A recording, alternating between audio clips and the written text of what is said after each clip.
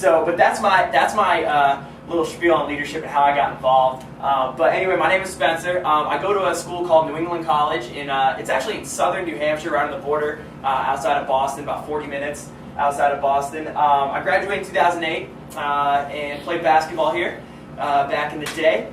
And I was fortunate enough after graduating here to get a job with this basketball camp that kind of travels around the nation called the Point Guard College. And what they do is they instruct basketball, like regular camp, to college and high school players, but it's also a life camp. They kind of give some talks on leadership and life skills and a bunch of stuff, even relationships, everything you can think of, they talk about. And so I just started getting involved and working with them, and long story short, as time gone on, I'm now a senior in college and have become one of the directors of that camp. I'm heavily involved, and I get to speak to high school and college athletes, some even NBA athletes. I got this past year got to work with a couple guys that played at Wake Forest who are in the NBA, Ishmael Smith and Al-Farouq Aminu, and that was a big deal. Just a short little white guy from Northwest High School working with these NBA guys. So it's been an amazing experience, and I've been able to give a talk that has really seemed to inspire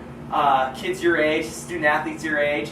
So I'm going to share that with you. The talk is geared primarily towards athletes, but I've kind of shaped it into something that can benefit anybody. So we're going to get started, and I think just the best way to start this thing is to kind of share with you the story that I think captures the spirit of our generation. I mean our generation, your generation as well.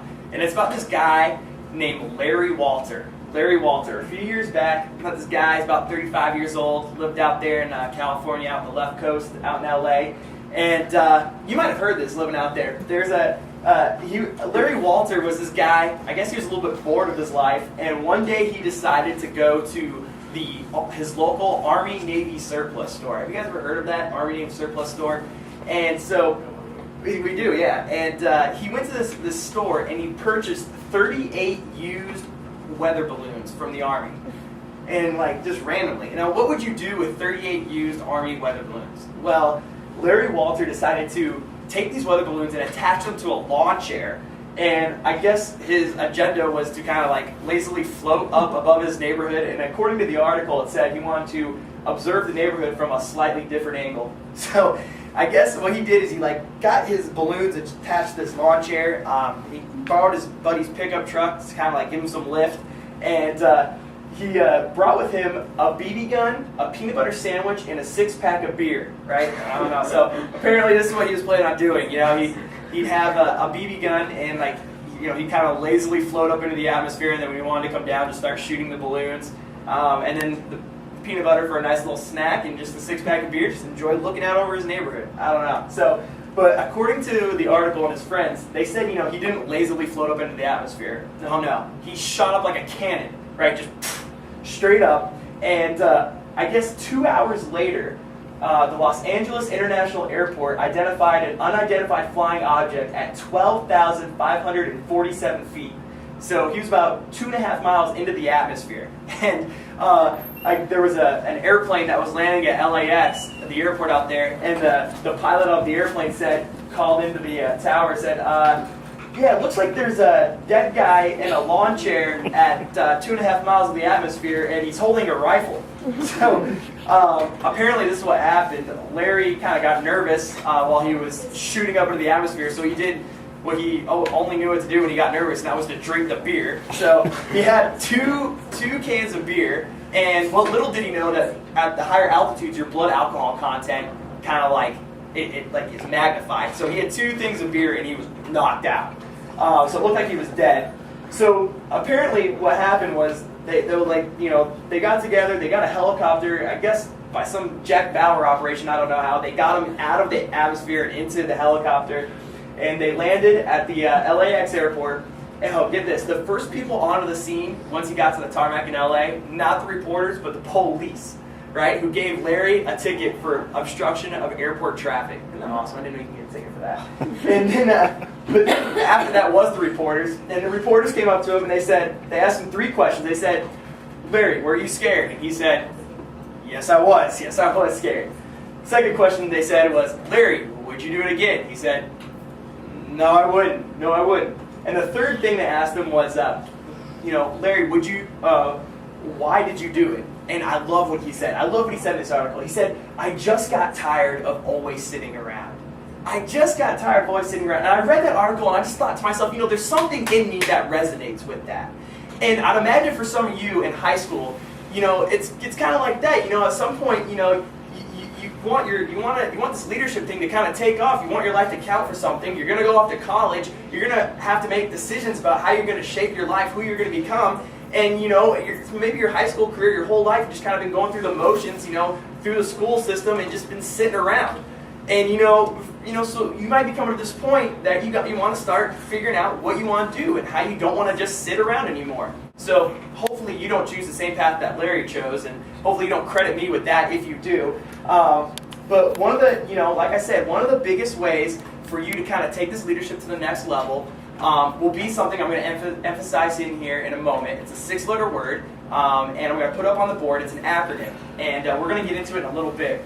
But before we get into it, I want to just tell you guys right now, I'd advise you to take notes on this, just for a couple reasons. One, Time Magazine did an article a couple years back about the 100 most successful people in the history of the world.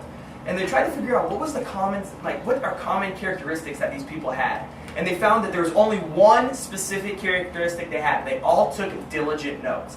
Every single one of them. John Wooden. How many of you guys know who John Wooden is? John Wooden is a legendary basketball coach, the all-time, well, no, he's not the all-time winningest coach, but he was voted ESPN Coach of the Century. Coach of the Century over Vince Lombardi, all these coaches. Coach at UCLA, had a number of undefeated seasons, a number of national championships. Well, John Wooden was notoriously known for just sitting on the bench and just taking notes and then going in at halftime talking to his team. Sam Walton, the creator of Walmart, he was known for going on vacation, and when he'd go on vacation, he was known for just always having a yellow pad on him. And he would just go, and he'd go to his local stores, he'd visit them, and just take notes. So I'd advise you guys to take notes through this. And start off, I want to show you guys this idea of something called 10-80-10, the 10-80-10 principle, right? And it all starts with this guy who was a CEO of GE, General Electric. His name was Jack Welch. He's one of the most legendary CEOs ever. And Jack Welch came into the GE when the company was average. And what he did in his first 2 years is he turned GE's profit tenfold. Like he times it by 10. He just took the company to a whole different level. And the number one way he did it was something called the 10-80-10 principle. And what he literally did was he went through his company, every single person, from the president, from all the way down to a janitor, somebody who was employed by GE. And what he did personally was he ranked them according to an A, B, or C scale, right? And so what he did, he said, well, what I'm going to do is I'm going to take the people who are A's, right? People who are A's, and these are the people who go above and beyond. They make this company what it is. I mean, they are diligent, they work hard, they put all-out effort into everything they do. They're enthusiastic, they're great. Then he said, then there's this category called the B's right here, right? Well, these people, they're not holding the company behind, but they're not really excelling it forward. They're just kind of going through the motions, right? And so he was like, I'm going to rank those people a B. And then he said the C players, well, they're the people who kind of, they go through the motions, but they hold the company back. And so I'm going to rank those people a C. And what he found was that 10% of his company were A players, 80% were the average B players, and 10% were the C players. So what Jack Welch did was he decided to take this C group, and what do you think he did with them? He fired him. So he fired him just like that. And so there he had a whole different culture. And he took that A and B group and he took that company to a whole different level. So I want you guys to think of that A, B, or C principle, that 10-80-10 principle. Are you a 10? Are you an 80? Or are you just a 10? All right, and the majority of you, right, if we were to take this class into the 10-80-10 principle, the majority of you will be a B player, right? That's just natural, right? According to this law, right, 80% of you would just be average. There'd be 10% of you who'd be phenomenal, and then probably 10% of you who kind of hold leadership back. And don't take it the wrong way. So I'm going to be referring back to this as I talk. And so this 6-letter word that I live by is kind of like, it's a little bit of insights, some bit of skills, and a lot of it's just sort of the obvious that people don't really think about. And the word called shape, but it's spelled a little different.